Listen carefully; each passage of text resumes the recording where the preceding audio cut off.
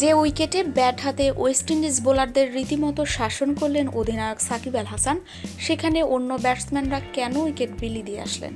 সাকিব যেখানে 43 বলে 61 রান করেছেন, সেখানে বাকিদের রান যথাক্রমে 5, 6, 5, 5, 12, 17, 1, 8, 1, 0। তাই সংবাদ সম্মেলনে যখন বাংলাদেশ অধিনায়ককে ব্যর্থতার কারণ জিজ্ঞেস করা হলো, তিনি প্রচণ্ড অভিমান নিয়ে বললেন কারণটা অন্য ব্যাটসম্যানদের জিজ্ঞেস করতে।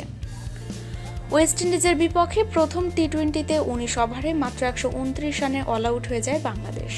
অতিরিক্ত রান বাদ দিলে দলের বাকি সব ব্যাটসম্যান মিলে করেছেন 60 রান। জবাবে 55 বল হাতে রেখেই 8 উইকেটের বড় জয় তুলে নেয় সফরকারীরা।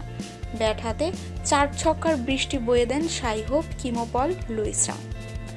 ম্যাচ পরবর্তী সংবাদ সম্মেলনে সাকিব বলেন, টস ছাড়া আজকে কিছুই আমাদের ঠিকঠাক হয়নি। আমরা ভালো ব্যাট করিনি, ভালো বল করিনি। উইকেট বেশ ভালো ছিল, অন্তত 175 রান করা উচিত ছিল আমাদের। অন্য ব্যাটসম্যানদের জিজ্ঞেস করা উচিত কেন তারা ভালো ব্যাট করেনি। সবার হয়ে উত্তর আমি দিতে পারি না, কিছুই কাজে লাগেনি আজ। যেটাই চেষ্টা করেছি আমরা সফল হইনি। এই ম্যাচ থেকে অনেক শেখার আছে।